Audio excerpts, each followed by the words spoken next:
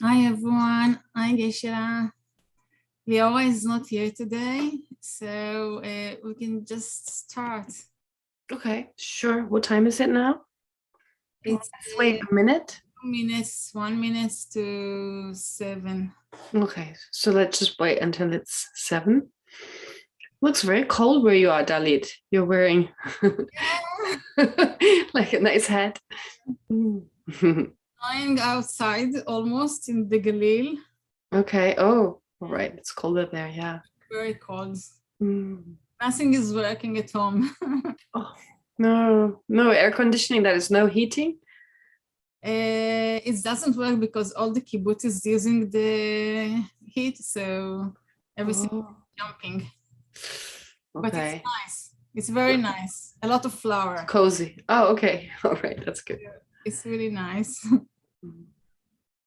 Great. All right. Well, it's 7 now, isn't it? Or, well, yeah, 7 where you are. Great. Let's start then, as usual.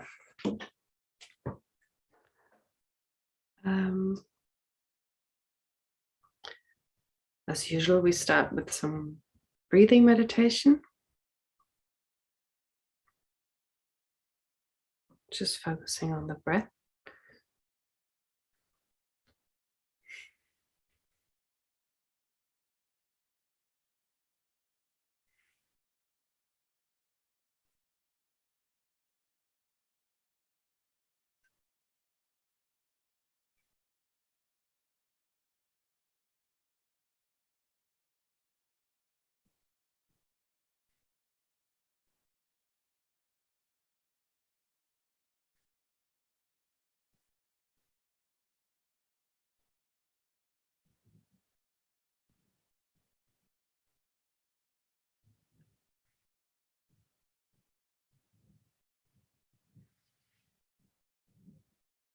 And then visualize in the space in front of you the embodiment of all enlightened qualities, such as great compassion, omniscience, and so forth, appearing in the form of Buddha Shakyamuni.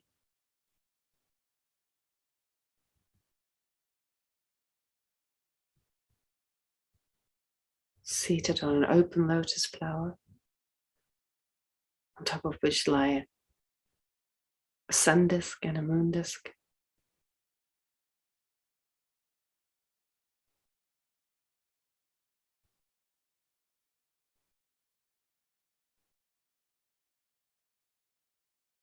And the Buddha wearing the 3 robes of a fully ordained monk. The robes being saffron colored.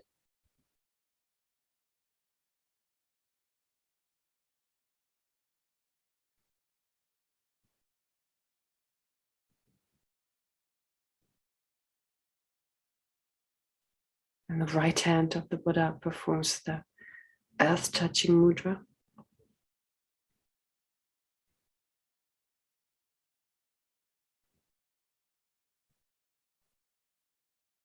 While his left hand is in the mudra for meditative equipoise, holding a begging bowl.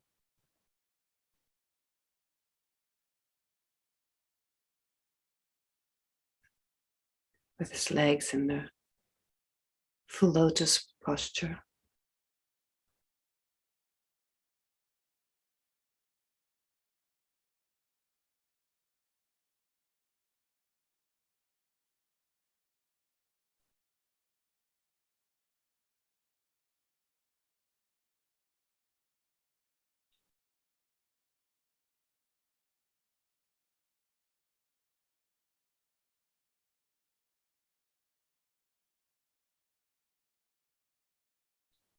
And the Buddha being inseparable from your Lama.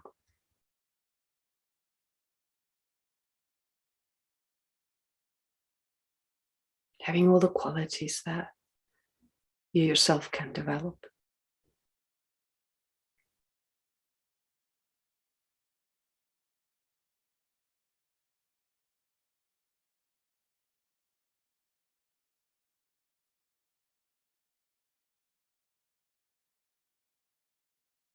And then visualize the Buddha being surrounded by the great masters of the Indian tradition, those of the Tibetan tradition,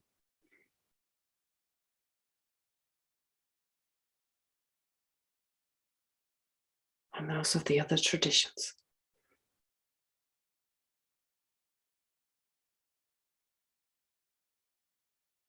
Surrounded by all the great realized masters.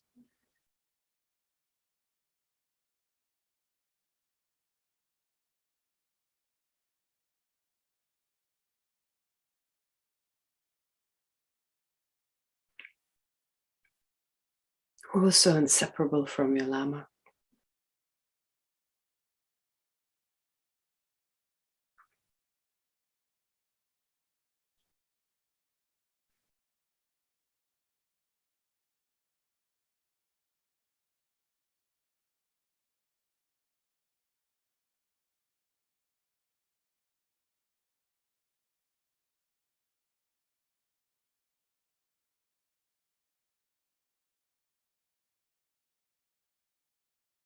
And without letting go of the front visualization,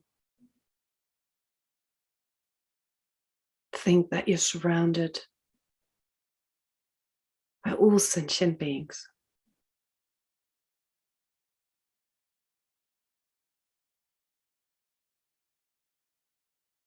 Seated around you, wherever there's space.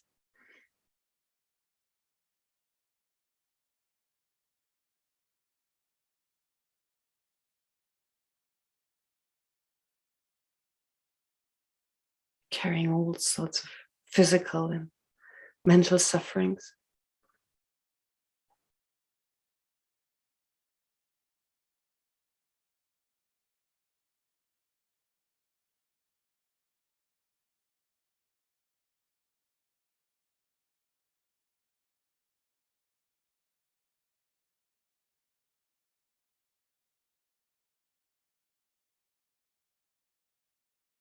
With different bodies, different appearances,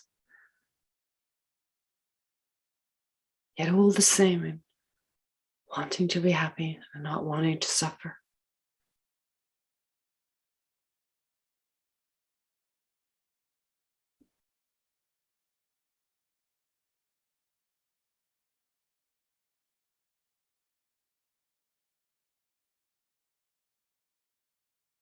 And with each one of them having the right to be happy.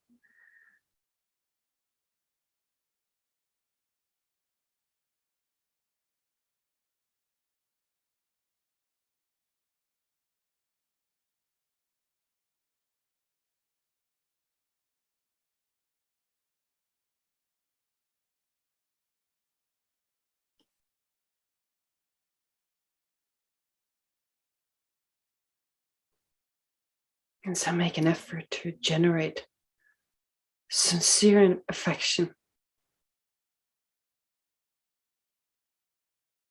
for each and every one of those beings around you.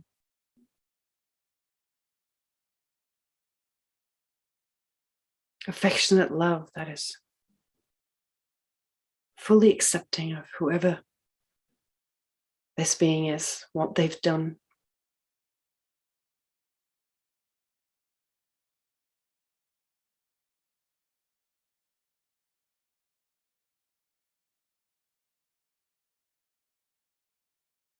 While having a deep sense of care.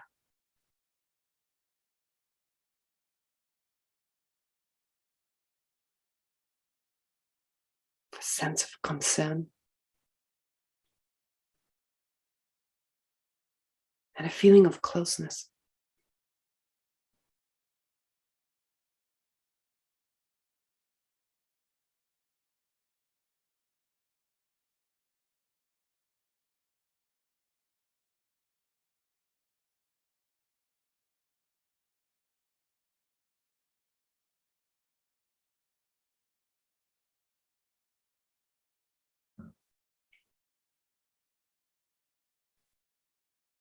And that feeling then gives way to great compassion.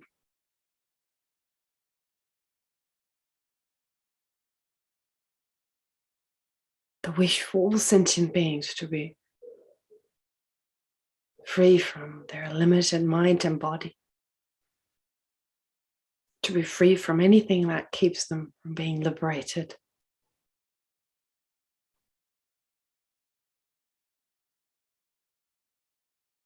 And the aspiration, may I be able to protect them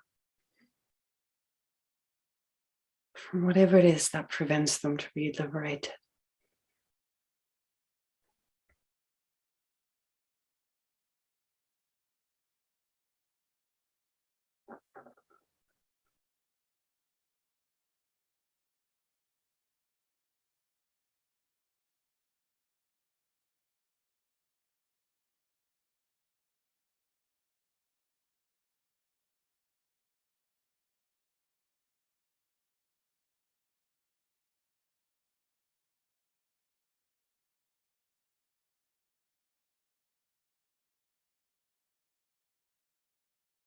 And then allow your great compassion to grow stronger.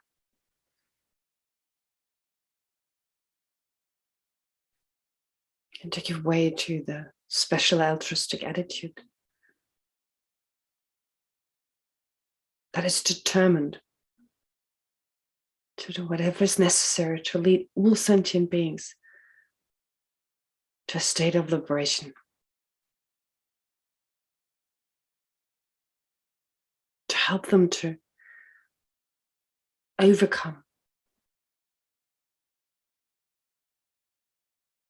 all their afflictive obscurations, and even better, their cognitive obscurations.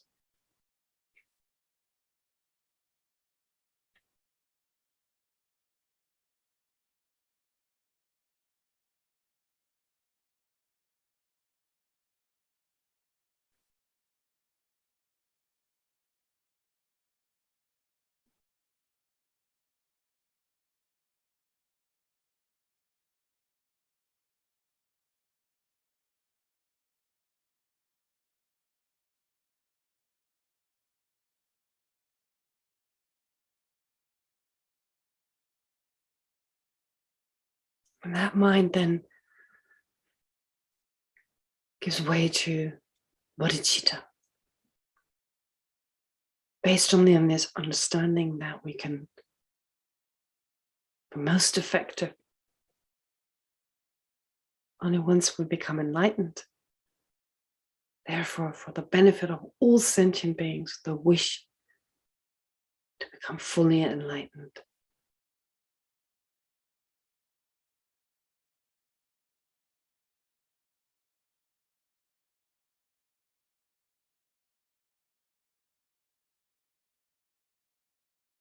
Try to generate that aspiration, that determination, the depth of your heart.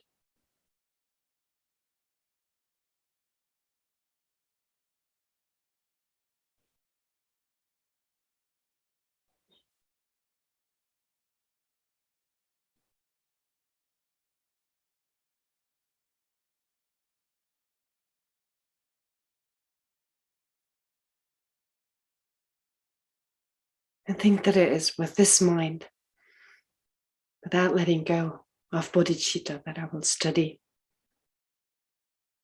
Chandrakirti's work.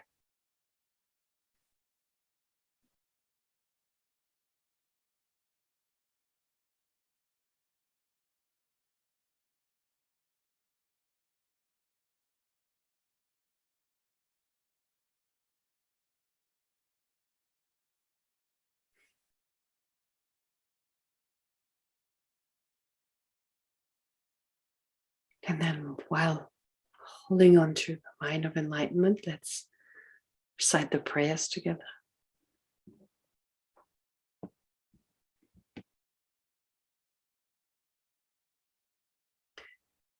I go for refuge until I'm enlightened to the Buddha, the Dharma, and the Supreme Assembly. By the accumulation of merits, of practicing generosity and so forth, may I become a Buddha to benefit all sentient beings. I go for refuge until I'm enlightened to the Buddha, the Dharma, and the Supreme Assembly. By the accumulation of merits, of practicing generosity and so forth, may I become a Buddha to benefit all sentient beings. I go for refuge until I'm enlightened to the Buddha, the Dharma, and the Supreme Assembly. By the accumulation of merits of practicing generosity and so forth, may I become a Buddha to benefit all sentient beings.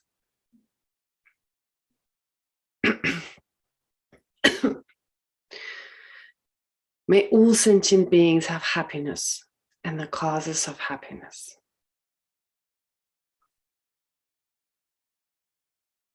May all sentient beings be free from suffering and the causes of suffering.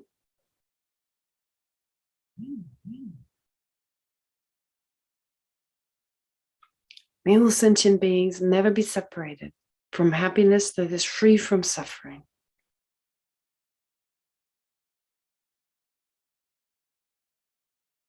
And may all sentient beings abide in equanimity, free from attachment for friends and hatred for enemies.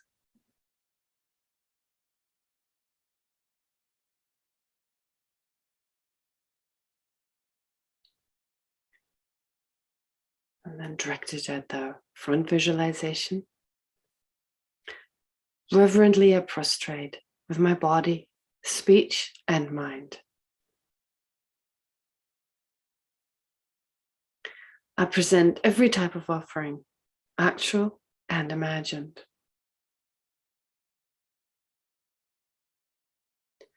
I declare all my negative actions accumulated since beginning this time.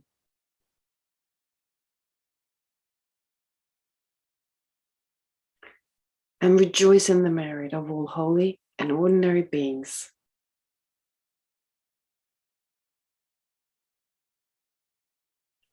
Please remain until the end of cyclic existence.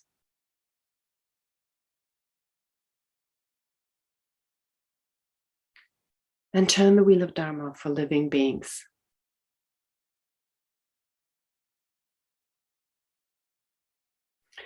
I dedicate my own merits and those of others to the great enlightenment.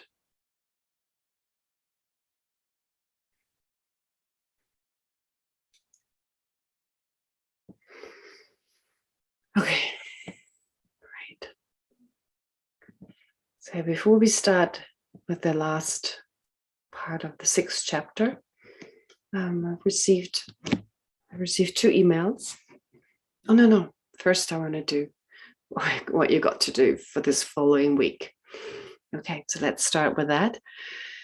Of course, what you have to do is generate the mind of enlightenment over and over again, based on, of course, hopefully what we've gone through and any other reading, any other study you've done. But to specifically focus on great compassion, that's where we got to. Cultivating great compassion in your mind. Well, as we discussed last time, in order to generate the wish for all sentient beings to be free from suffering, here, as I said before, suffering does not just refer to what we ordinarily perceive as suffering. It refers to what I described as the 3 types of suffering. Suffering of suffering, which we ordinarily describe as suffering. Suffering of change, which is our ordinary happiness as we know it. So to wish for others to be free from that, that's not easy because we like it ourselves. We're attached to it ourselves. And then pervasive suffering, compositional, pervasive, compounded, or compositional suffering, which refers to having this mind, this body. Okay, so last time we focused mainly on wishing for all sentient beings to not get rid of the suffering of suffering, but the foundation of all the other types of suffering, which is the wish for other sentient beings to be free from this limited mind and body. Not wishing them not to have a body and not to have a mind and basically go out of existence. That's not what's meant with this, but to get rid of the limited situation they find themselves in, which is having a limited body, a limited mind. And in particular, being reborn as a human being, well, we have a body that is described, and therefore a mind, because they're connected. So a mind that is now based on a human brain. Okay, the capacity of your mind, it can sometimes go beyond the human brain, but it's very much within the limits of the human brain. And the limitations of that brain as an ordinary person, well, they're felt on a mental level. And if the body is in the nature of suffering, well, so is the mind that is based on it. And in order for others to be free from that kind of mind and body, well, we first need to meditate on ourselves, because otherwise we really like it. Why would we want others to be free from it? So to understand, and I focused on that, I stressed this a lot, and I want to stress it again, that this body is in the nature of suffering. I mean, there's no way around it. It just is. We may be as attached as maybe so attached to it, have incredible, attachment and desire for it, but there's no way around it. It is in the nature of suffering, because we naturally experience hunger, thirst.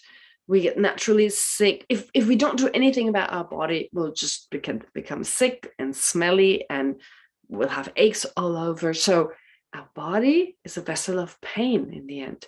And we have to make an effort and find solutions to being hungry and so forth by getting it outside of ourselves, getting food, getting, warmth or means to keep cool and whatever. So let's face it, it just is like that. That is not to say that our body is not an incredibly precious vessel if we use it correctly. But so far we haven't really done that. So we've just been carrying around this burden of this body, hoping for the best, but in the end we've experienced again and again problems with it. So the point is, we should use it wisely, use this because it is a precious space, but nonetheless understand its limitations.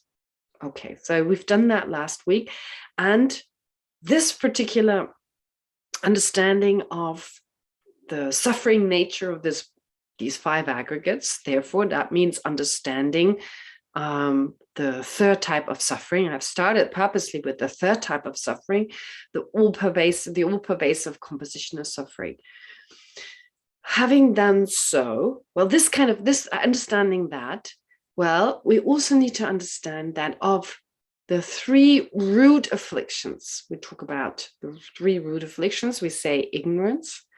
We talk of ignorance, aversion, and attachment. Those are the root, the 3 poisons, if you like. This third type of suffering, the type of suffering that I mentioned first, but it's actually the third type of suffering of having this mind and this body, is associated with ignorance. In the sense that it's most likely inducing ignorance, and that, nothing is giving it away. It's not like we're born and we think, oh yeah, my body's in the nature of suffering, my mind is in the nature of suffering. No, we probably feel the opposite. It's in the nature of happiness. I can experience happiness with it. What we believe our happiness is true happiness, and I experience it with this body, so it's in the nature of happiness. That's how we look at it, and therefore our perception of the body gives rise of the three poisons. It gives rise to ignorance, to this not understanding, to this misapprehension that this body, is in the nature of happiness. Okay. It definitely doesn't give, or at least it doesn't give rise to the sense that it's actually in the nature of suffering, for the reasons I described earlier.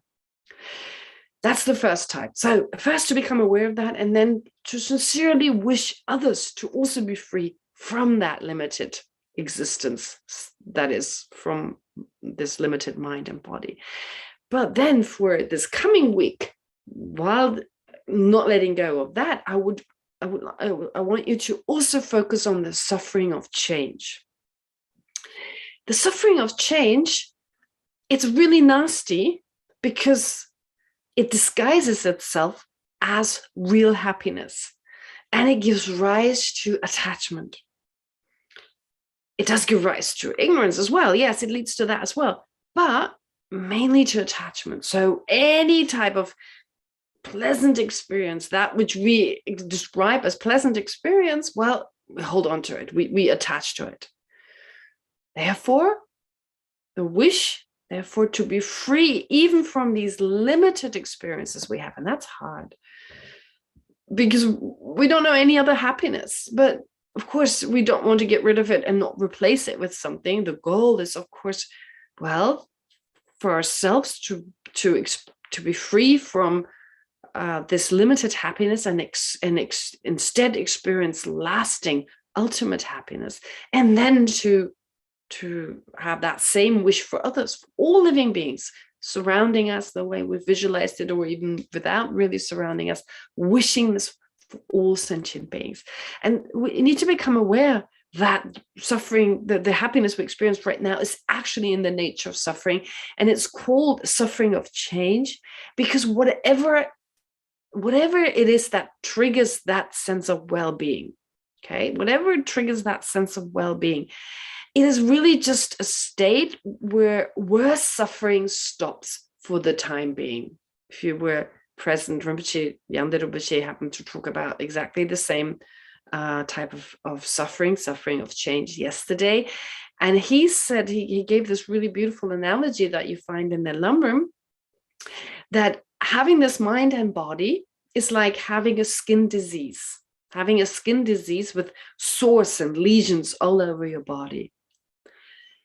And those lesions are such that if you apply salty water, they're extremely painful.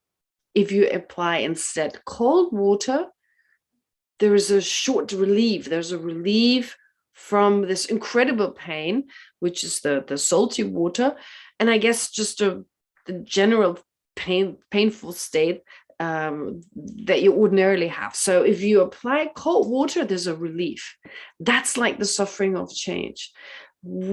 Our happiness is like a short relief from something worse. Okay, it's like when you're, for instance, if you've been sick for a few days and you get better, and the first day you're better, you're like, oh, it's so wonderful to see the sun and the moon and even the rain and the fog and what have you, just because previously you couldn't fully enjoy them. So in relation to feeling worse when you were sick, well, now you feel, oh, how exciting. Whereas usually it doesn't excite you that much.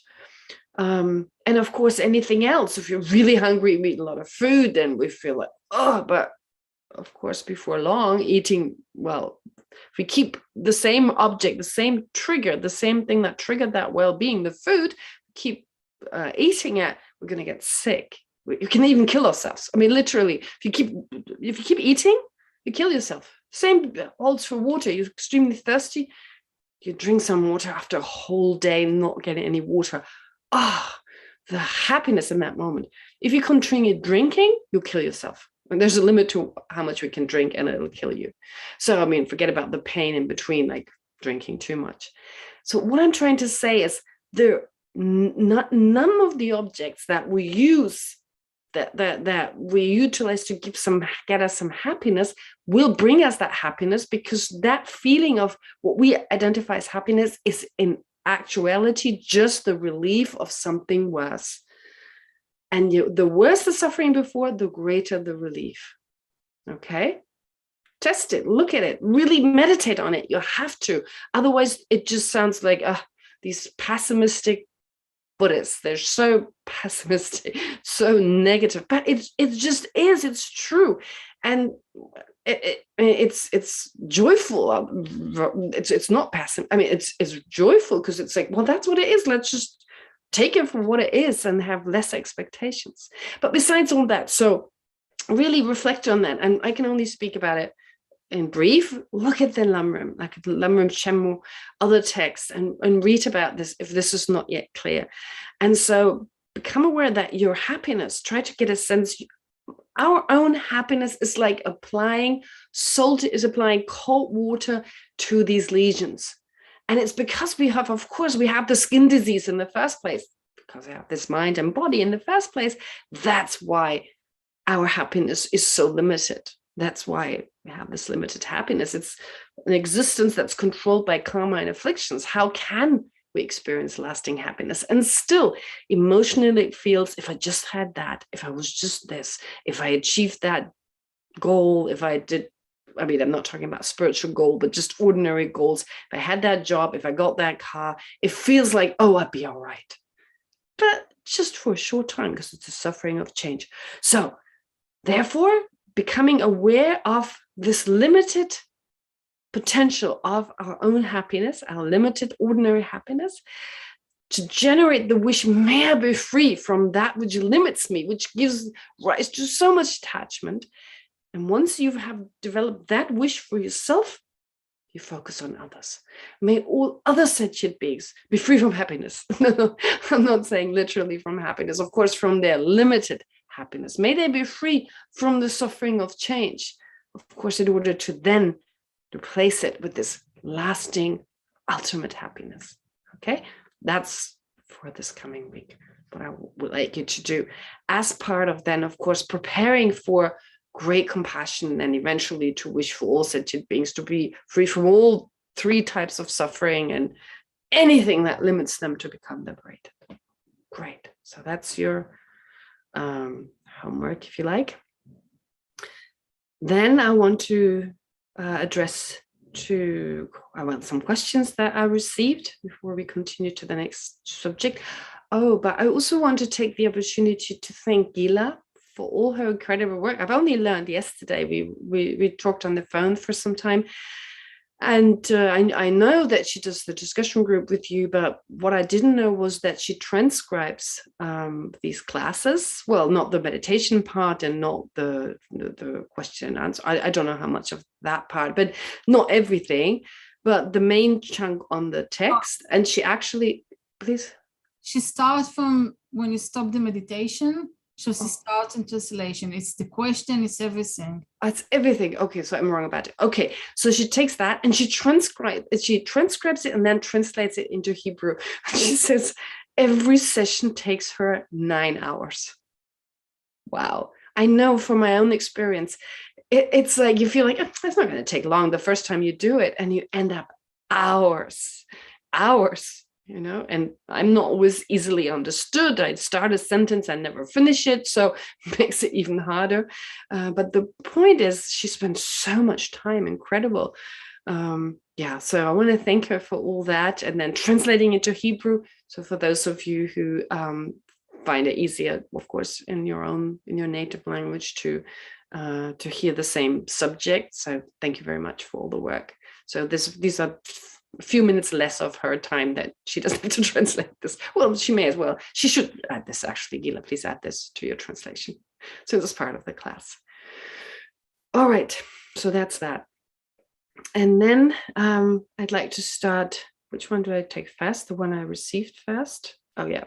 So I think it's Tao Seti's then, because that one I got first. Where is it? Let's just try and find. Oh yeah, here it is. All right. So he says it's easier to call him TC, so I'll do that. What does he say? Anyway, he talks about. I mentioned last time that he is actually translating into German this text by Dzongsa Khyentse Rinpoche, his commentary on Chandrakirti's text.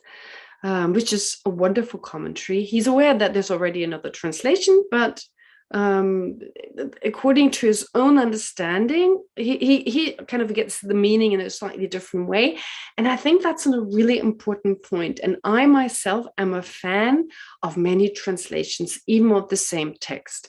It can be confusing, of course, but as one translator, an Indian translator I've heard, I was told, I wasn't there, but one Indian translator has once said that translation should be called transcreation because it's so subjective. It's your own personal experience. Maybe Kumpen actually told me the story. I'm not sure. Somehow I see her and I'm thinking, well, maybe you didn't tell me. Okay. But someone told me the story that this translator once said that. And I really like that.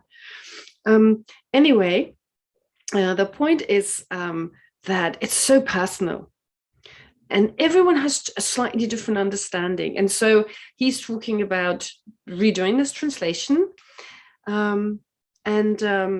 because it's also different, and it's quite different from, for instance, the translation we're using. And I also had to translate the text into German, although there are other translations, but in order to translate for His Holiness, again, I felt in order to really be able to quickly translate, I needed a translation where I easily understood the Tibetan.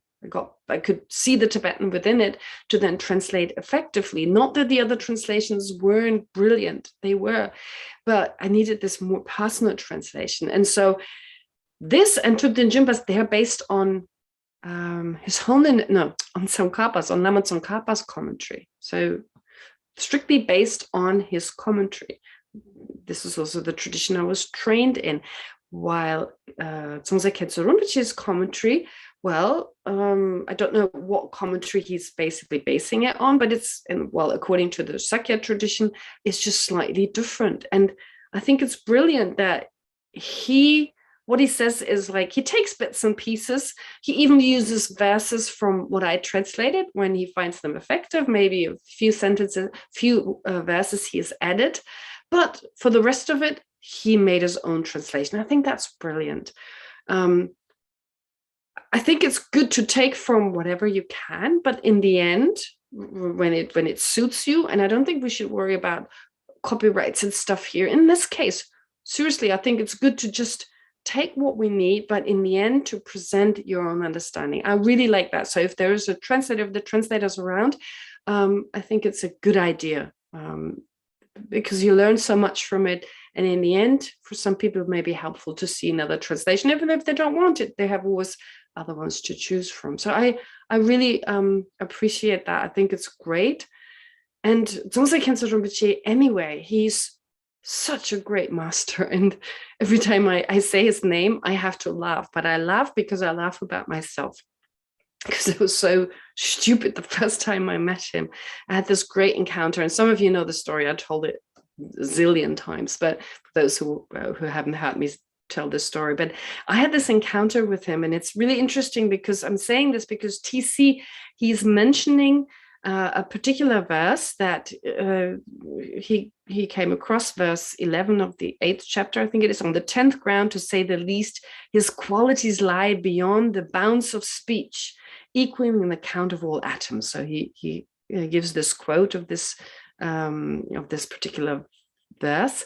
So he's saying that the point he tried to make previously was that language is just a subclass of phenomena, but never less than phenomena.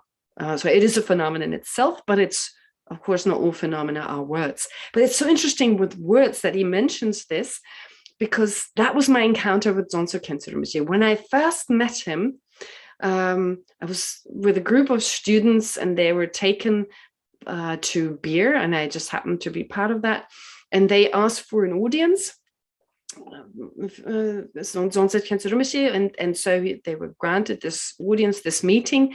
And to tell you the truth, it's very embarrassing to say, but I was really arrogant. I was thinking, the movie Lama, I mean, what does he know? He's making these movies. That's all I knew about him. He did The Cup and so forth. He did some really funny, good movies.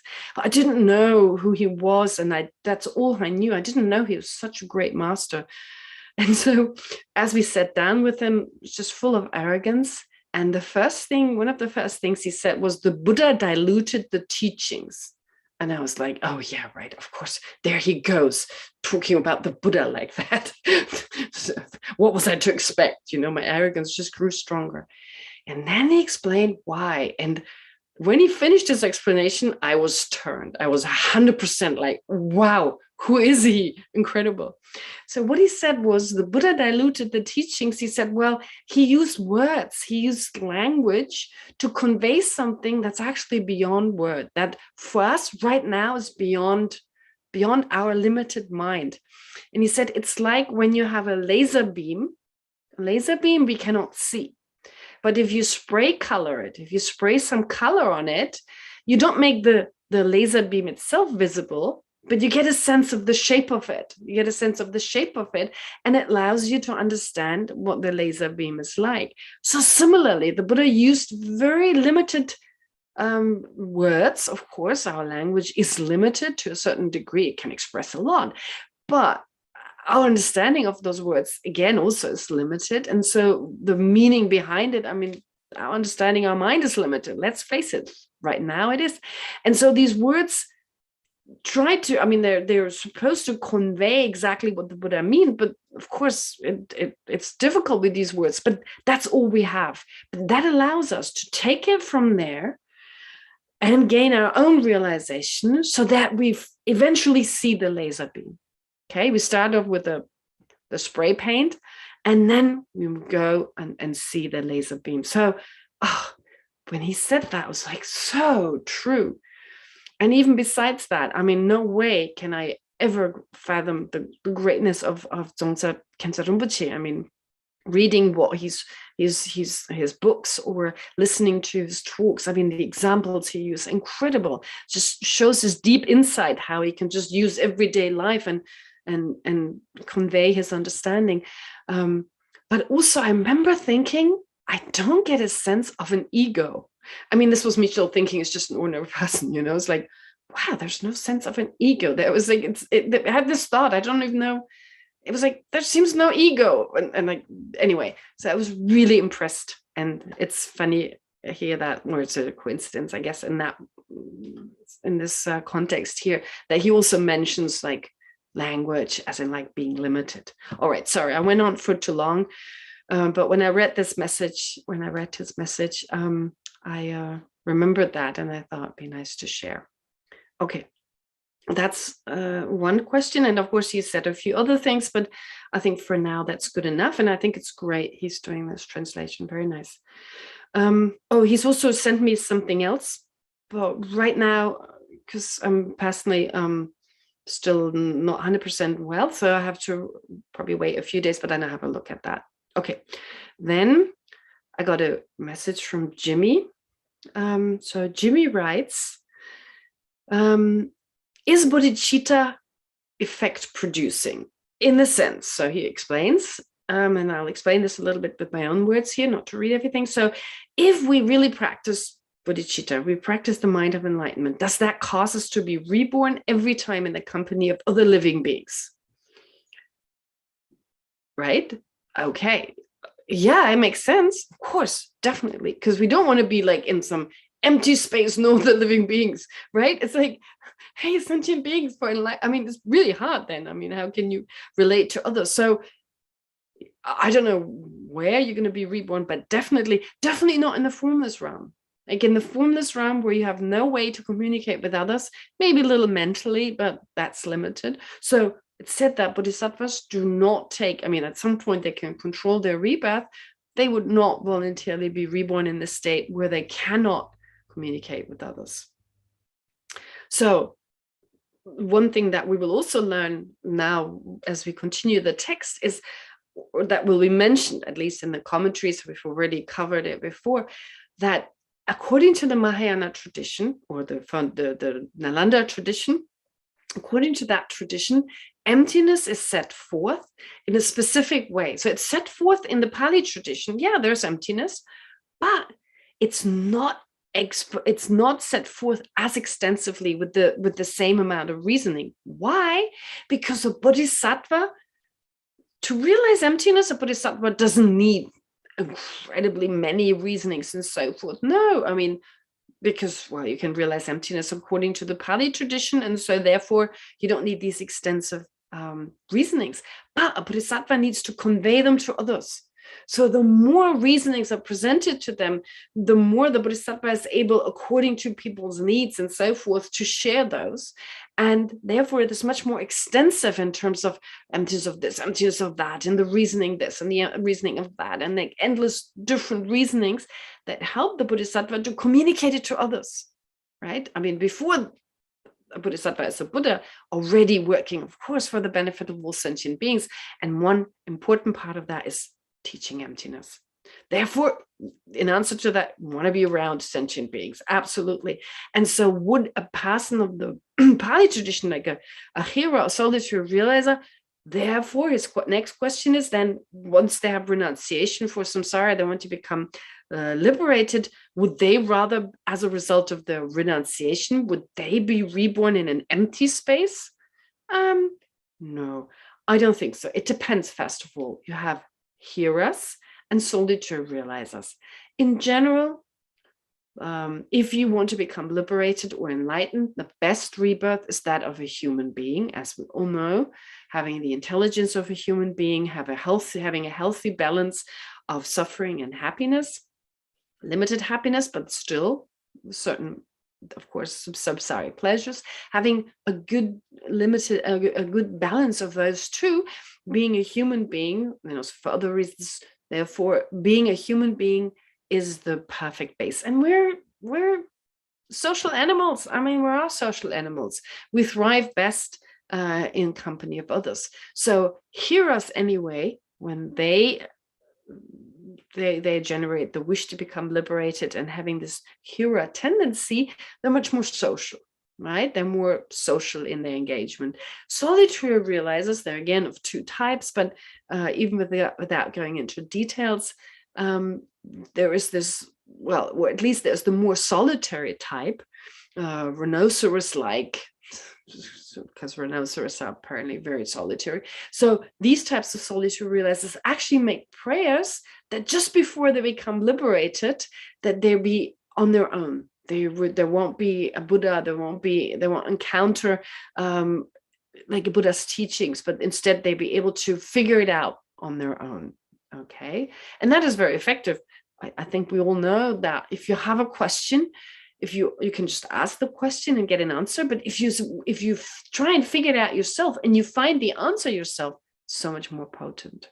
All right, so there are these practitioners that are much more isolated, like they do it more on their own, whether they're in a place where there's no sentient being. No, I mean, they probably have parents and so forth, but they're less social in that sense. So social. Okay, that's the understanding I have. And then he says, I've read it once from, it's a different question. What is this? In other words, do living beings appear in our environment, either out of ignorance, passion, and desire, as in samsara, or out of our bodhisattva aspiration to become enlightened for their sake? Oh yeah, our mind, of course, determines where we reborn. If it's a very samsaric kind of mind, we're going to be reborn in a very samsaric environment. If it's out of bodhichitta, great compassion, and so forth, it may be an environment that samsaric beings share with us, but it's experienced differently. It's experienced as conducive to continue the practice towards enlightenment. Okay, so therefore, their existence is maybe not absolute. Of course not. No, not absolute. And given, but it's produced either by ignorance or by bodhicitta aspiration. Oh yeah, it's again, the mind creates reality in that way, bodhicitta or the samsaric mind. And then he says, I think I've once read from Chogyam Trungpa Rinpoche that in the Bodhisattva path, ordinary passion gets transformed into compassion. Yeah, that makes sense to me. Would you comment on this? It says, yes, okay. I think passion, it depends how you define it. I don't think passion is always something negative. Passion as in like having the wish to do something, having great interest in something. It can be, of course, mixed with desire and attachment, and it's to a certain degree, well, once we become liberated, until we become liberated, there will always be some attachment, that definitely. But when it comes to passion, it doesn't always have to be this really negative kind of desirous type of mind. But definitely influenced very much by our self-cherishing and self-centeredness, a passion for skiing or a passion for cooking. It's not an afflictive emotion, but it's definitely not a mind that takes us closer to enlightenment. But it's the ability of the mind to be enthusiastic about something, to be passionate about something.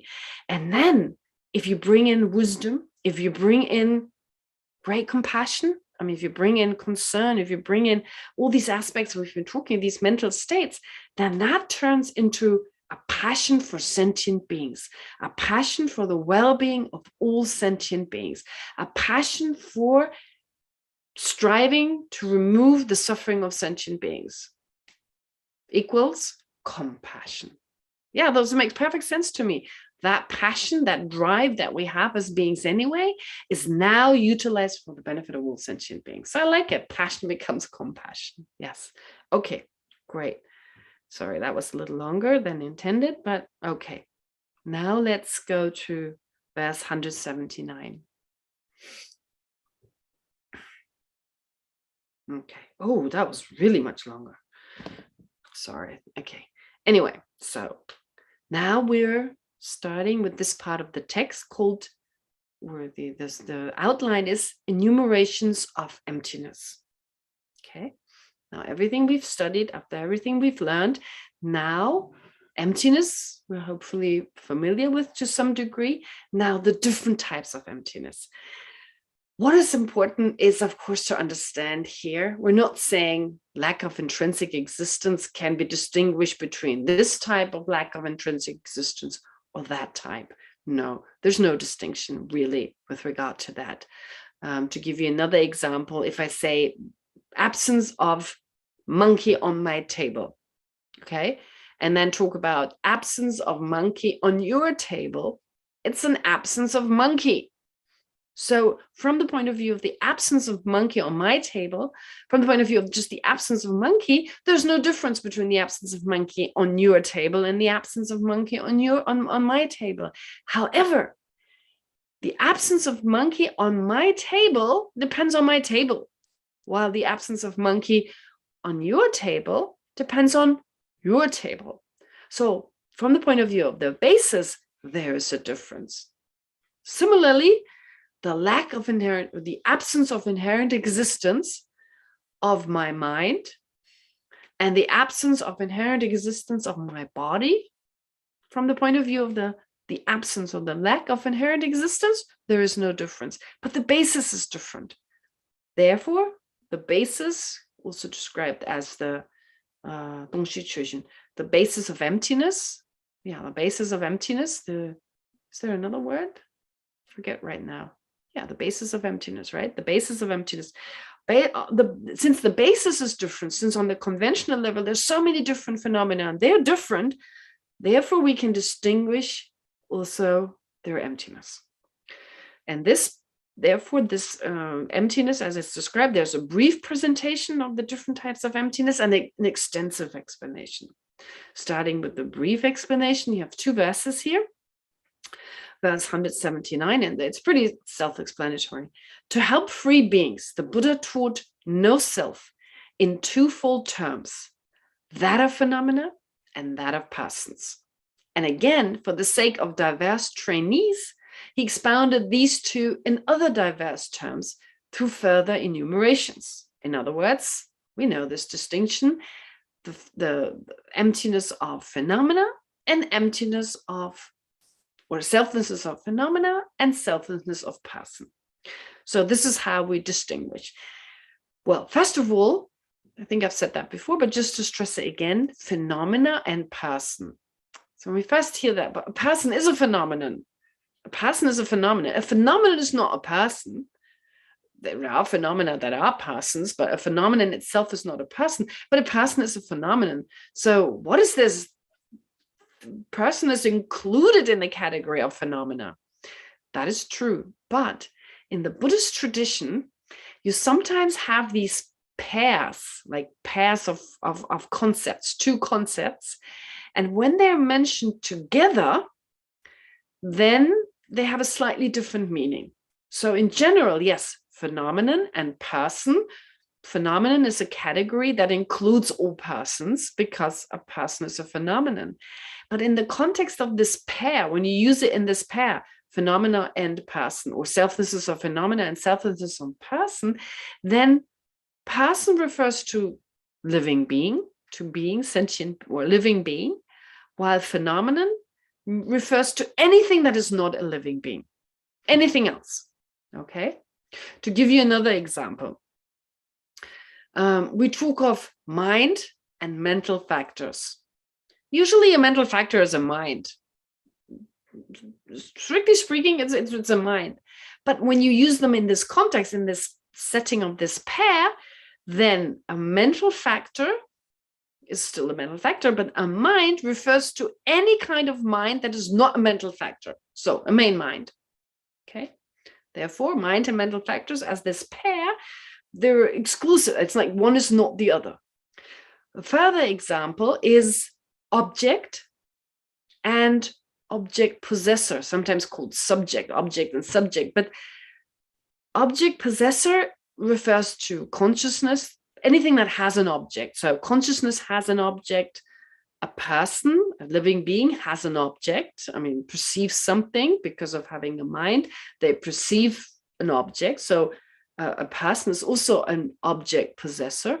And a sound such as the word vas. Okay, it has an object, it expresses something, and the object is the vas. It's that which it expresses.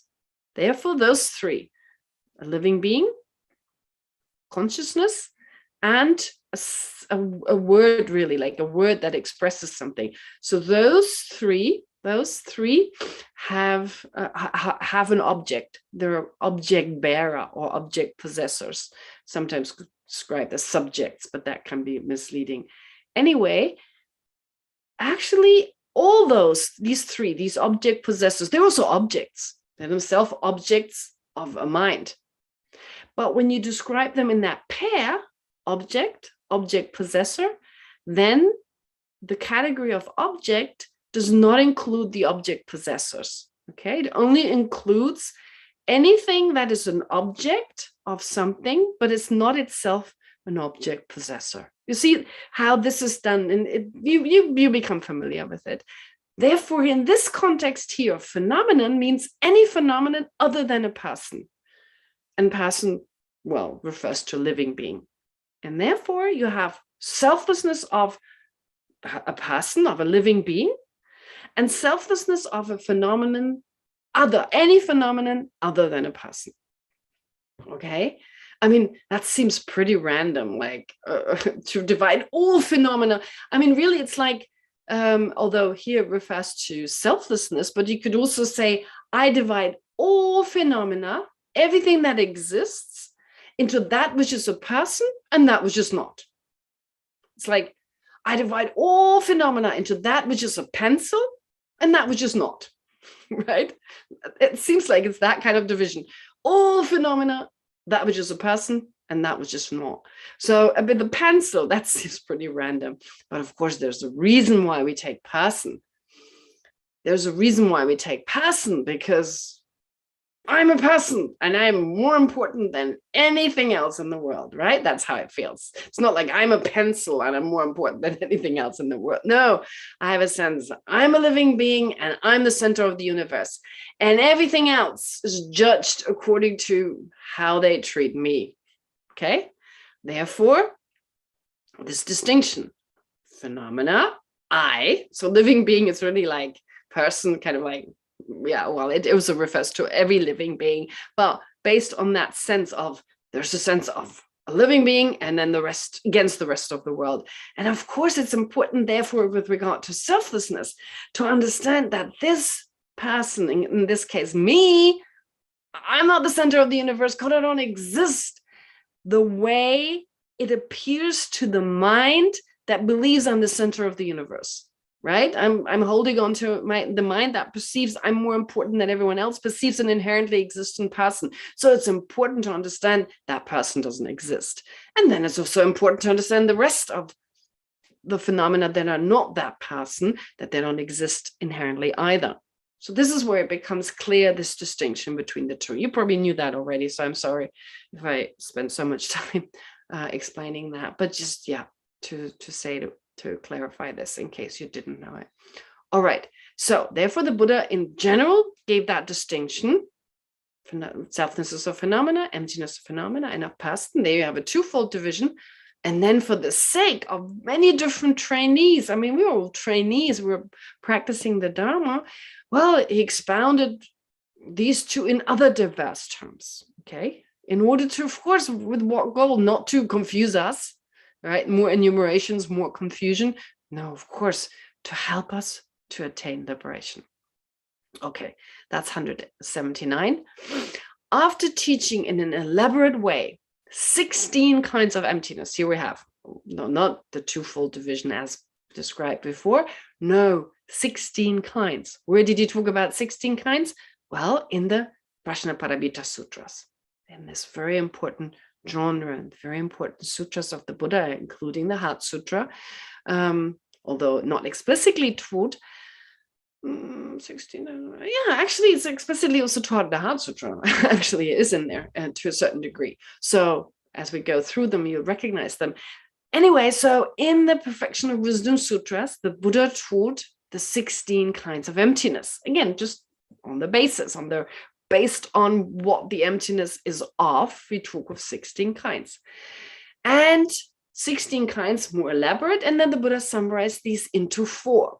So the Buddha saw a need to explain emptiness in that way, not just the way that was explained earlier on, of course, also based on the Buddha's teachings, but to also describe these 16 types and then further summarized into 4.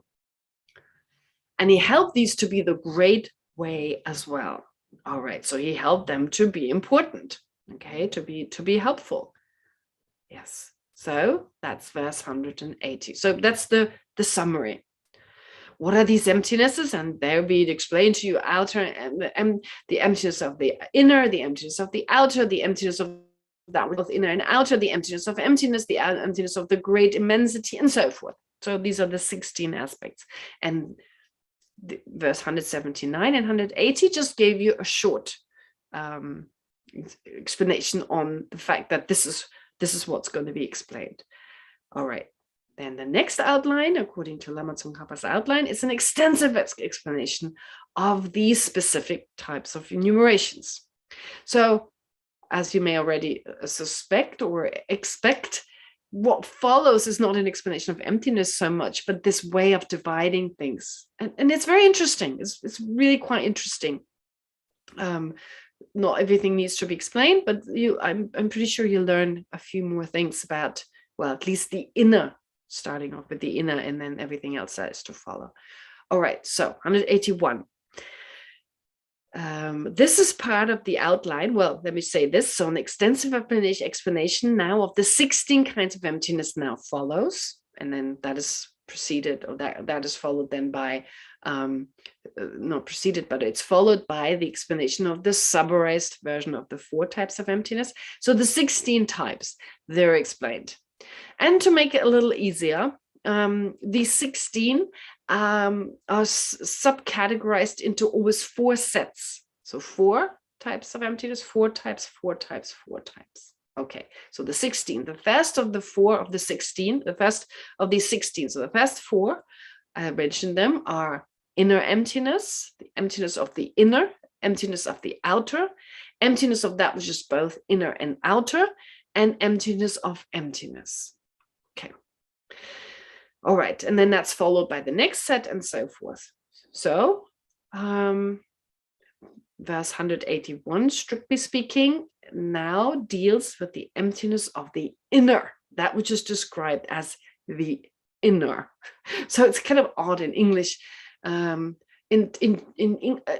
could also translate the word here as the internal, but inner is possibly a better explanation. But usually we want inner form or inner phenomenon or something. Here it's just used inner, and it's a good translation, but it's just using an adjective here seems curious. In Tibetan, the word itself can be used as a noun or as a nangki. Yeah, it's kind of also an adjective, but it can stand on its own as just talking of internal or using it as a noun, really. So that works in English, maybe a little bit different, or it sounds weird. But the point is still that the meaning doesn't get lost. So here there are 6 things that are called internal, and those are described as the 6 sense faculties. You can't say inner form, because of the 6 sense faculties, only 5 are form. Only 5 are physical. So form, just another word for physical, physicality, something physical. And therefore you can, the 6 sense faculties, the last one refers to a mental consciousness, and that is not form, it's not physical. But they are described as inner. Inner in the sense it's part of a living being.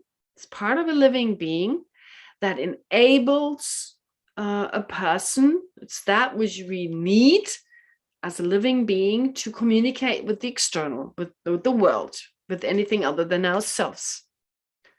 And of course, by now we get a sense, well, the external, the world, it doesn't exist independent of our mind. You need the mind for those phenomena to exist. Yes, absolutely. But on a conventional level, we still distinguish between the outer world, which doesn't exist independent of our mind. It's merely labeled and so forth. But on a conventional level, yes, we talk about the outer world and we talk about ourselves in relation to this world and our mind, etc. And especially our mind. I mean, without our mind, our thoughts create reality, to put it bluntly. And so our mind is important. And what is it? What is it that enables us to get in touch with this physical world, the world around us, right? There you have mind, something non-physical. Then you have this external physical world. How do I bring those two together? Through the sense faculties. We need the sense faculties. So in particular, with regard to the sense consciousnesses, so the six inner phenomena, let's call them inner phenomena. The six inner phenomena are the six sense faculties, so the 5 sense faculties plus mental consciousness. All right. Now, really what helps me to communicate with this world, of course, are the sense consciousnesses, the 5 sense consciousnesses, and their faculties are that which I need. Now, luckily, they have this new book out. Wait, what is it called? I need to give you the right title so you can read. Yeah, Science and Philosophy in the Indian Buddhist Classics. I just got the job to translate this into German, so I'm really into this text right now, and it's a really good text. It's really good, and so the English translation, of course, is out, and so there's a brilliant explanation based on the Tibetan, of course, an explanation of what these sense faculties are. It's really good. I mean, it's short and maybe some questions may arise, but the point is, I haven't seen it in English, at least. I don't think there's any other text that extensive. Maybe there's, but I'm not aware. The point is here, you have these 5 sense faculties. And when you say I sense faculty, actually, when you study philosophy, the I and the I sense faculty, those 2 words are seen as synonyms. They're seen as equivalent. I mean, I and I faculty. Now, this shows that in the strict philosophical context, the I is not the same I as in EYE, that the I is not the same as we ordinarily think. We think of the I as the eyeball, for instance. No, that's not the I in the strict philosophical context. Now, what may help is to understand this better. We talk about sense organs. Sense organ, the eyeball, we could describe that as the coarse sense organ. But the eye sense faculty is like a subtle sense organ. You have a subtle sense organ and you have a coarse sense organ. And what we ordinarily in the West refer to as the sense organ, the eye sense organ, or the visual sense organ, that would be the eyeball, the optical nerve, and so forth. So the things we can see, we can directly perceive. But in Buddhist philosophy, you also have a subtler level of these sense faculties. And that's described, it even is said to have a shape. It has a different shape. It says that, I think there's a bit of a mistake maybe, because the translator talks of the sesame. It looks like sesame seed, like the buds of sesame seeds. And later on he talks about the buds of the shape of this subtle form is that of sesame seed, the buds of sesame seed flowers. And later he talks of flax flowers, and those are different flowers. So which one is it? And I looked up the flowers, they look different. And I think the flax flowers is the right translation, just judging from the Tibetan term. So if you look, these flowers, they look like these flowers as they're just blooming. That is their shape. They actually have a shape. And the subtle sense faculty, it says in Tibetan literally the atomic particles. It's also, again, in English, it says like the units or something, but in the Tibetan word is the atomic particles. they form. They are like, they look like these buds, but my understanding of the Tibetan is that they form, they have a shape, they form like some kind of shape that is like these flower buds. Okay, now we don't perceive those. Ordinary beings don't perceive them. They're beings with, well, I guess, greater perception, higher perception, trained through meditation and so forth. They can perceive them. So it's really difficult to really understand them. Whether it's so scientifically based, I don't know where these appearances come from. I'm not sure. Anyway, this is, it makes a lot of sense to a certain degree, that there's the coarse sense organ, what we perceive, and that seems to be function. But then on the subtler level, you can be blind, although you have the coarse sense organ. In order to be actually able to see something, you need the subtle eye organ. You need the subtle version of it, and that would be the sense faculty. So there's a subtler level as well of a functioning sense organ, and that's what I think is referred to here. And whether it looks like metal spoons and stuff, I mean, they give these examples, or like Burke, like this kind of tree, like its branches and so forth, whether it looks exactly like that, or whether, I don't know. It's an interesting description, but the point is here, in order for us to have a sense consciousness, we need the 5 sense faculties. And then, of course, to have a mental consciousness, they need a previous moment of a mental consciousness. So those are the 6 senses, the 6 sense faculties, the 5 sense faculties, with the last one, the body sense faculty, referring to the body sense faculty and body. And then the last one being consciousness, the mental consciousness. That gives rise to the next moment of mental consciousness, and that's the inner. So in other words, inner phenomena are those phenomena that we need to get in touch with the world. All right, so that's a little extensive, but since sense faculties are discussed a lot in the texts, I've given you a little bit more of an explanation. And as I said, if you want to read this in this new book that's just come out, that may be helpful. Okay. Now, to go to the Tibetan, to go to the verses themselves, since their very nature is emptiness. Okay, so their nature, their actual nature is emptiness. The eyes, that is the eye sense faculty, are devoid of inherently existent eyes. Okay, so it doesn't literally, he doesn't say inherently existent, but they are devoid of inherently existent eyes. So the eye sense faculty, of course, it's also, although is that which we need to see things around us, this very subtle sense organ, nonetheless, it's devoid of inherent existence. And so are the ears and ear sense faculty, again, and here we don't talk about the outer part of the ear, what we associate with the ear. We're talking about a subtler sense organ that's located within the ear. So ears, nose, not just the outer shape, but the nose organ, like on the subtler level, tongue, right? Then the body, and again, body sense power, not just ordinary body, but whatever enables us to perceive tactility. Okay, and then mind, mental factor. Mind means mental consciousness, not mental factor, mental consciousness. All right, so those are the 6 sense faculties, and they lack inherent existence. Of course, we need to be aware of that. Because they do not endure, so in verse 182, then it tells us, because they do not endure eternally.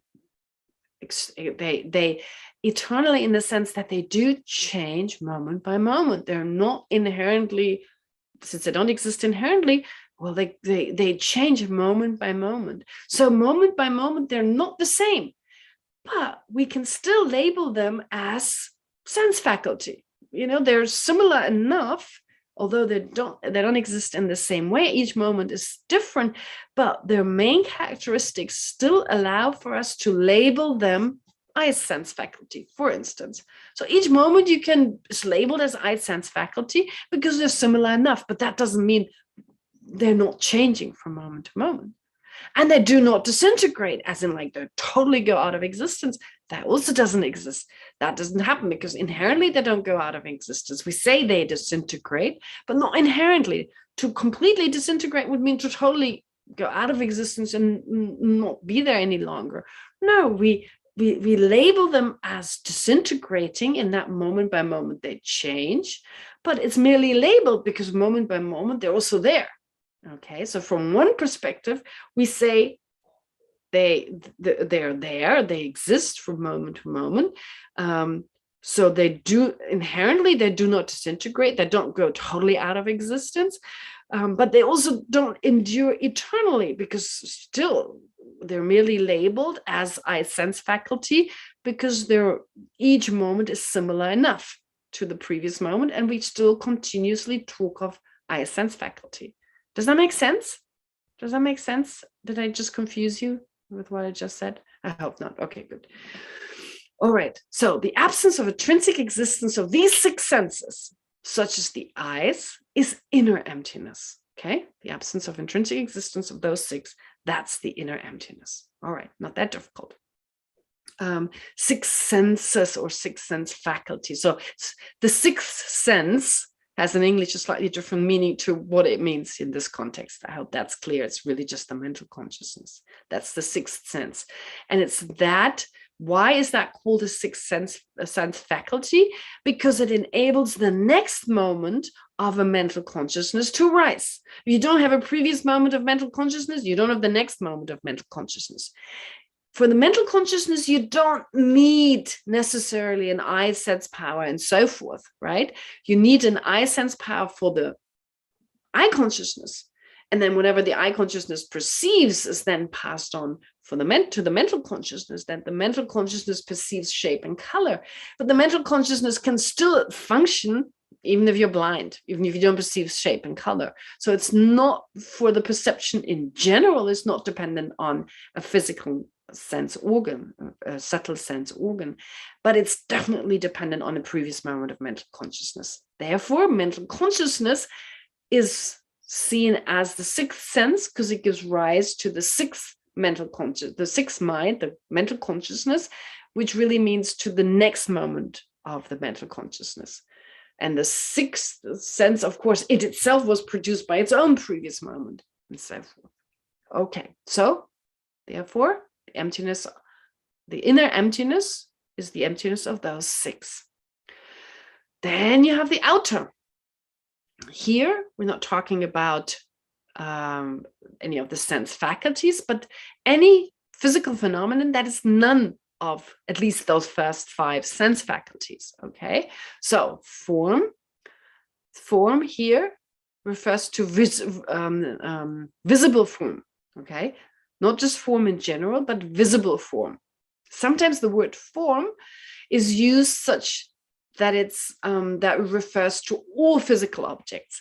But here it's not in the form of a pair, but when it's put together with sound, smell, taste, and touch, then form just means visible form. Again, you like before with phenomena and person, when you say phenomenon and person, then phenomenon does not include person. Likewise, when you say just form, it means all physical objects.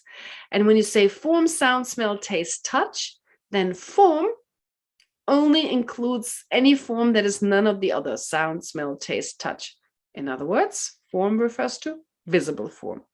Now that seems like, how do you know which one is which? You know, from the context. You always know from the context. When I read something in Tibetan, if it is mentioned here in this form, like form, sound, smell, taste, touch, I know the first form, visible form. If it says there's mind and there's form, then I know it doesn't mean visible form. It means anything that's not mind, but that is physical. All right? Okay. So, because such is their nature, form is devoid of inherently existent form. Smell, sound, smell, taste, touch, and mental objects are likewise empty in that way of being inherently sound, inherently smell, and so forth. Okay, so what is it telling us before we start to meditate? To summarize what we learned today, I was going to do a little bit more, but never mind. I spent some time on the question, so it was a little longer than expected. But we did cover quite a few verses, and it's not that hard. But now he's telling us, look, become aware that tables and chariots and even the self itself not existing inherently. Now we need to apply it to everything. Why do we perceive things? Because we have these sense faculties. Coarser ones that will be mentioned later on, but the subtler ones that are even more important, those subtler ones, well, they enable us to make sense of the world. They lack inherent existence. They're merely labeled. They're merely labeled on a certain shape, on a certain function they perform. They're merely labeled. But not just that, the objects around us, what we see, the sight, the colors, the shape, merely labeled. The sounds we hear, merely labeled. And for that understanding, modern physics is so helpful. If you think, what are colors? I mean, shapes, of course, can only appear when they're colors. If you have just in front of you, just have nothing but white, there's no shape there, right? You need color in order to perceive shape. So shape is possible because of color. What is color? Light waves. It's just light waves, right? So the colors, just on a coarser level, the way they appear to us, they don't exist, right? So, but then what appears to us, that is also merely labeled a certain hue, H-U-E, a certain hue or a certain color, it appears to our mind, right? And based on how it appears to the mind, we label it blue or green. Okay. And the green that I perceive, maybe you're blue. Who knows? Right? Your eyes are different to mine. You may perceive something that if I could switch with you, you would perceive something totally different. And still we talk about both perceiving blue. So it's obvious we just apply a term to something that the way we perceive it may be very different. Okay. So there can't be any inherent blue, because there's my blue, there's your blue, etc. But even just my own blue, that's just labeled, okay? There's a surface made of many different parts, and this surface, like many, many blue particles or whatever you want to call them. So again, they make up the surface I describe as blue. So which of these particles is it? And so on and so forth. You've done all the reasoning, okay? So let's do this in the meditation now. We've got something to meditate on, inner and outer. So some emptiness we can reflect on. There's plenty. And let's do this together. All right. Just set the alarm clock. Not alarm, but the stopwatch. Okay. And then we're starting in with some breathing meditation, just letting go of any disruptive thoughts.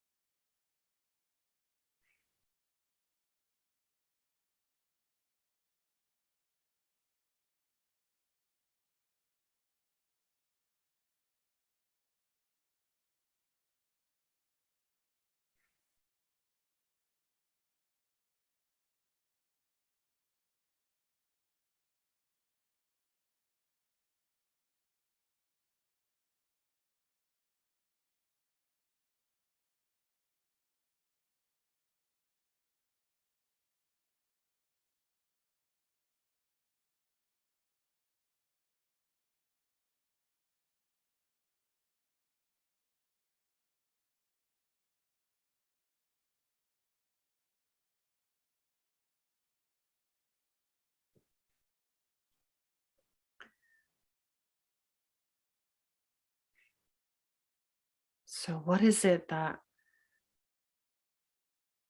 enables us to perceive things?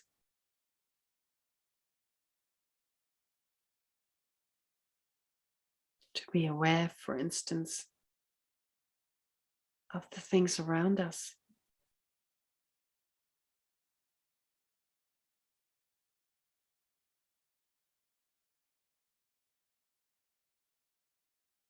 That is mainly the 5 sense faculty, like eye sense faculty and so forth.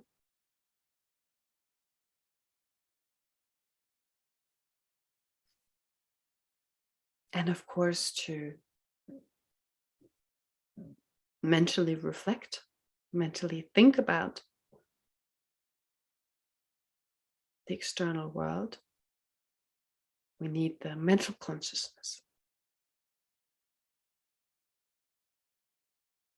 So the sixth sense faculty.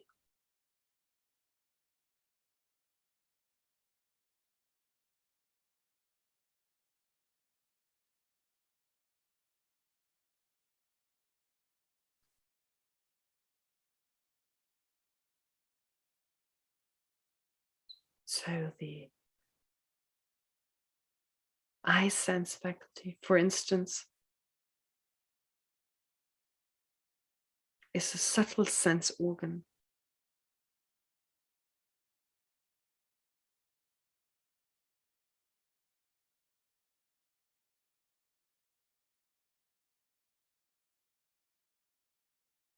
that is based on the coarse sense organs such as the eyeball, but is still different.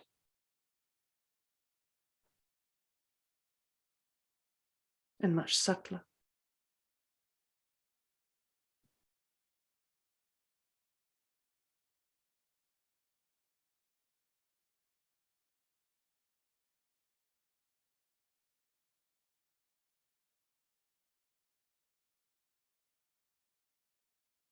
It's even said to be made of atomic particles and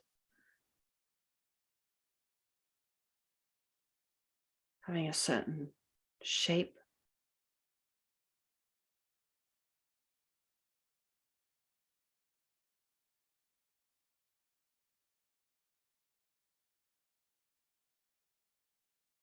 Yet despite its importance and its subtlety,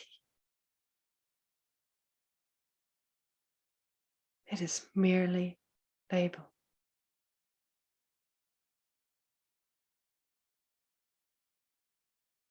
It lacks any type of inherent or intrinsic existence.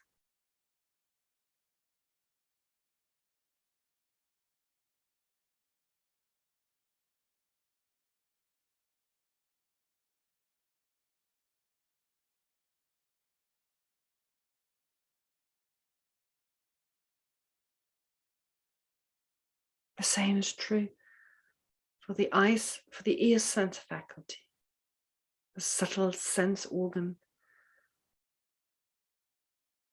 located in the ear that allows us to listen to beautiful music, hear the voices of our loved ones,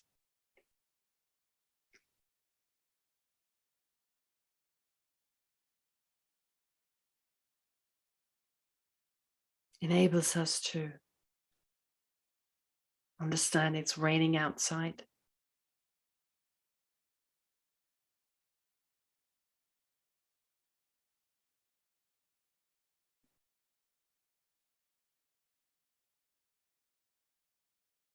Yet when we look for that sense faculty,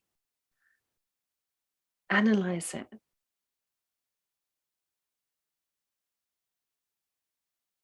there's nothing that we can find.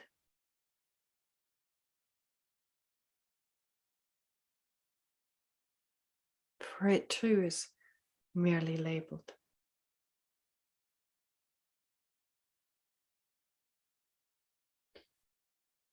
On the basis of its different parts.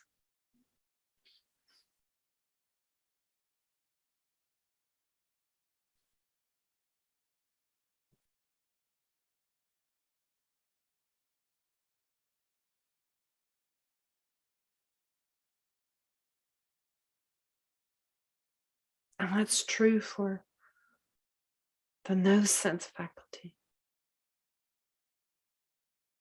the tongue sense faculty, and the body sense faculty.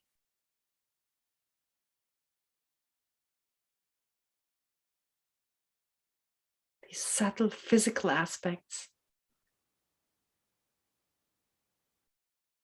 that allow us to smell, to taste, and to touch.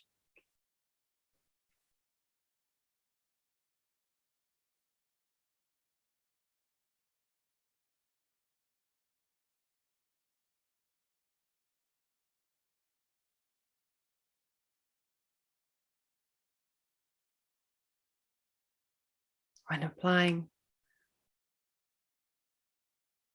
the sevenfold reasoning,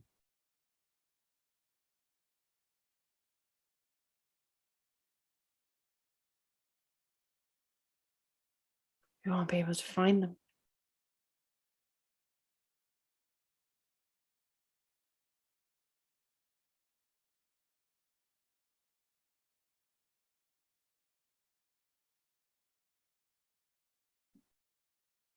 And they're just merely labeled,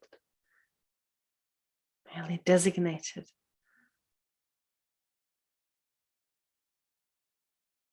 By conceptual consciousness.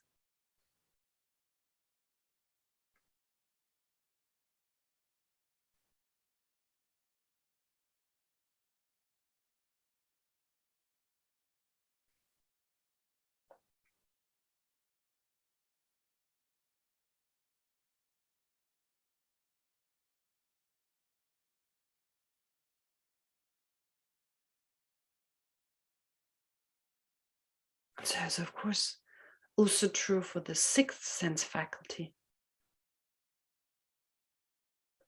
mental consciousness.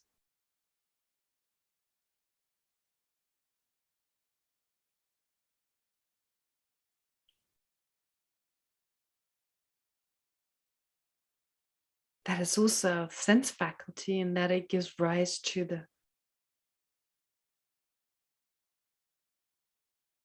sixth consciousness that arises a moment later as part of the same continuum.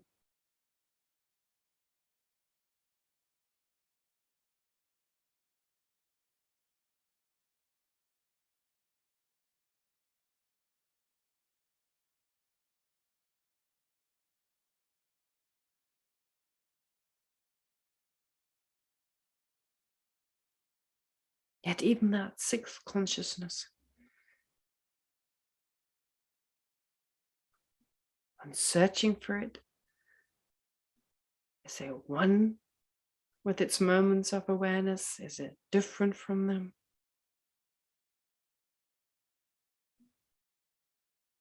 Is it a collection of moments of awareness and so forth?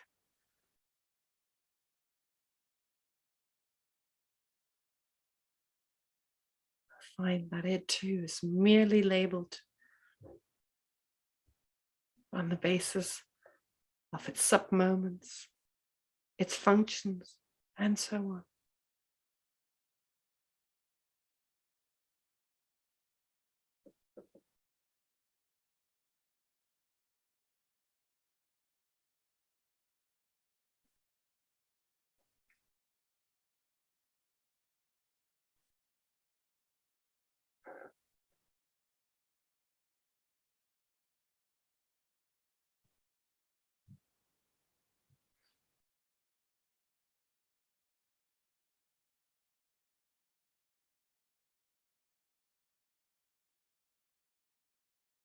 So that being the inner phenomena, what about the outer phenomena?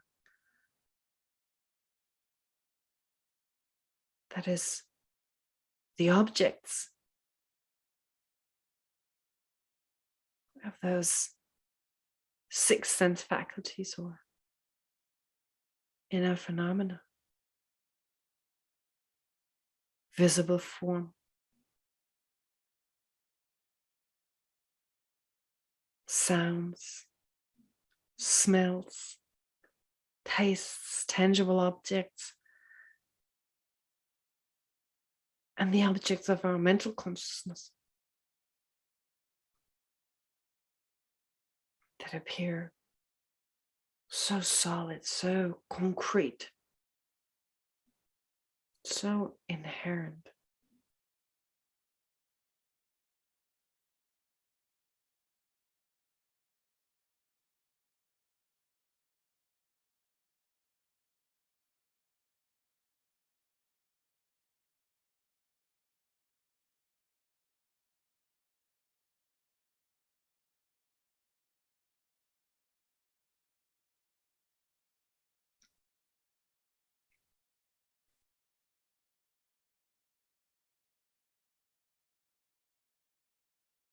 Well, despite their appearance,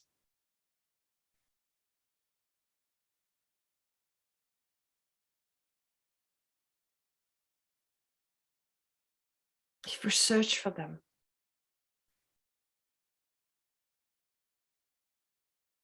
if we search for the shapes around us, wow, those are merely labeled on the basis of different shades of color.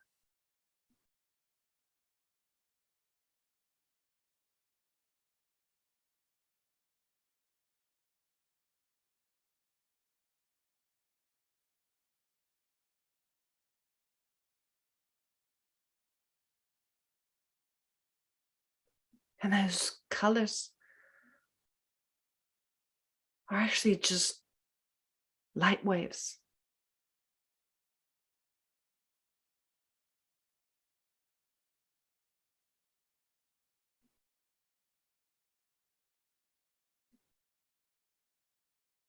That uniquely appear to our mind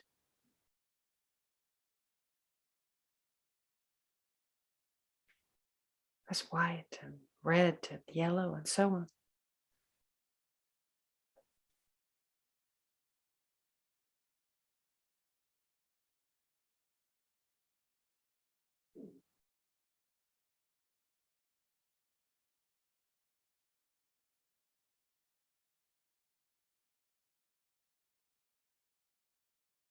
Having no intrinsic existence, but rather being merely designated,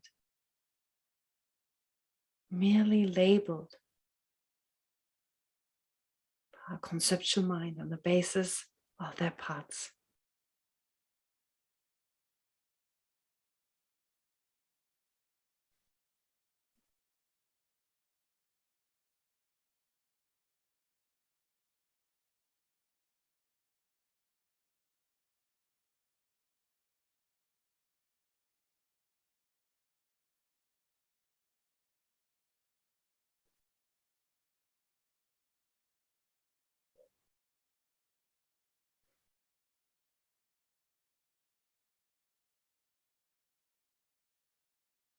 So therefore,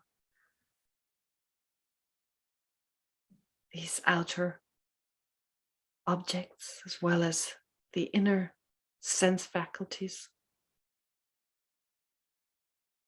however well they work together,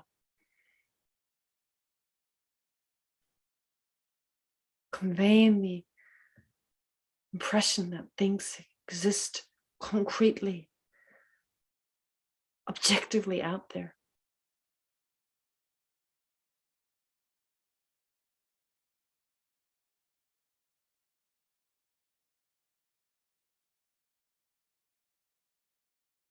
That is not the way in which they really exist.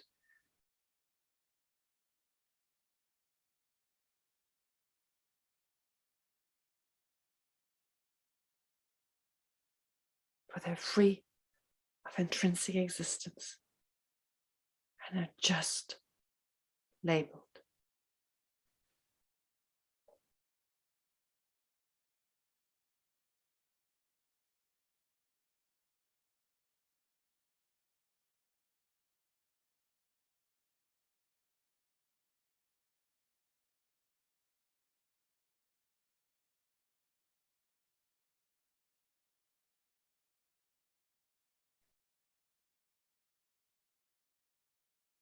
And now,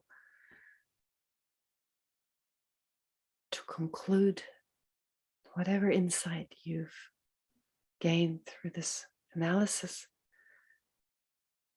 apply a single pointed meditation now to allow for this insight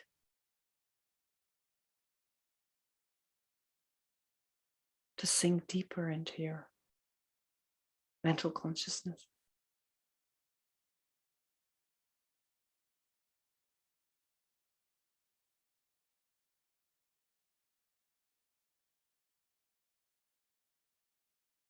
And become more part of your everyday experience.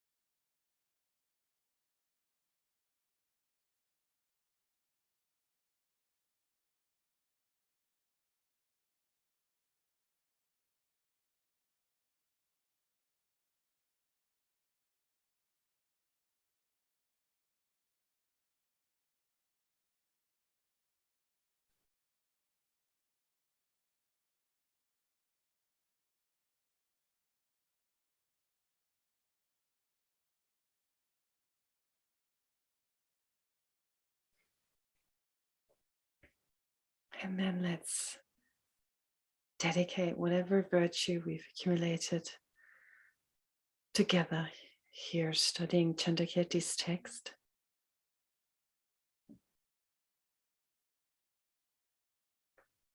Let's first of all dedicate it towards our own enlightenment. May this become a cause for us being able to eliminate all our obscurations, to eventually attain the enlightened state of a Buddha for the welfare of all sentient beings.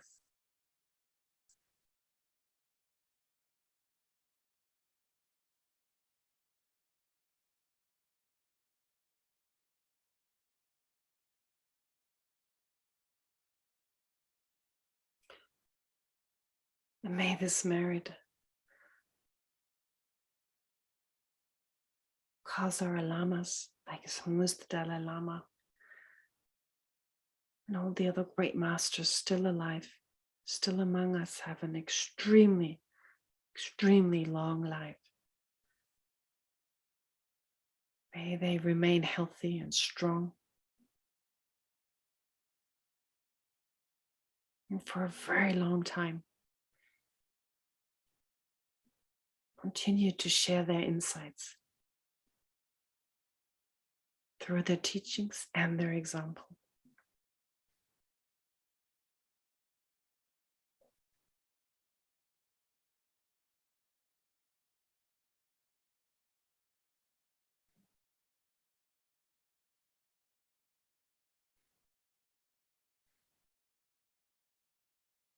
And through our merit, may this also affect those around us who are unwell, like, well, Geshe Punsok really is a Geshe already, Geshe Punsok, Tali Lumen, and everyone else who's sick. May they very quickly recover.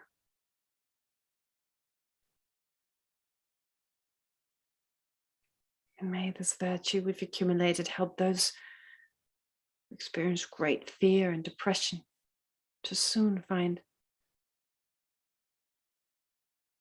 happiness and peace.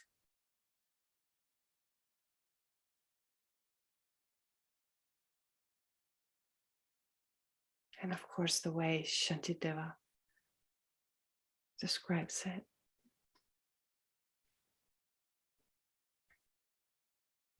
May all beings everywhere, plagued by sufferings of body and mind, attain an ocean of happiness and joy by virtue of my merits.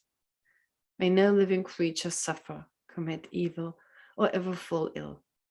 May no one be afraid or belittled, with a mind weighed down by depression.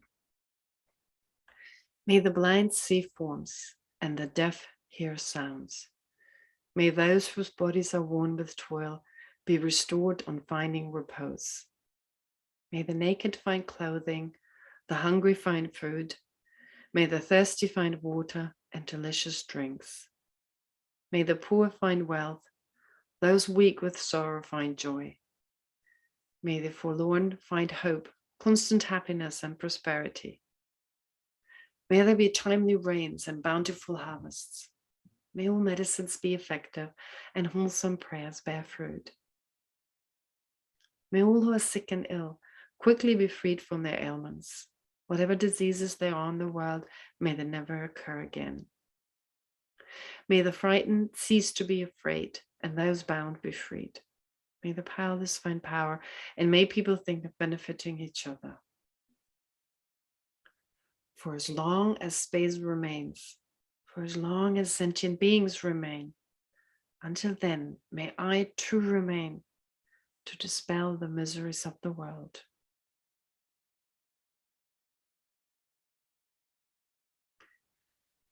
Okay, great. That's it. Just to remind you, please, for this coming week, please focus on what I said in the very beginning.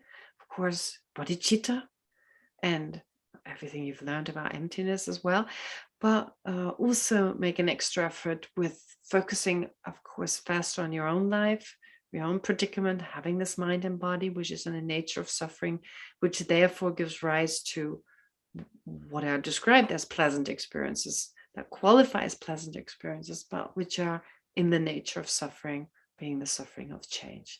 And once you become aware of that, then, of course, focus on others and having generated for yourself to be free from that limitations, which keeps us from being liberated. Well, to wish for other sentient beings just as urgently to be free from those. Okay, all right. And have a great week. Be well, and I see you again next week. Thank you, Geshe.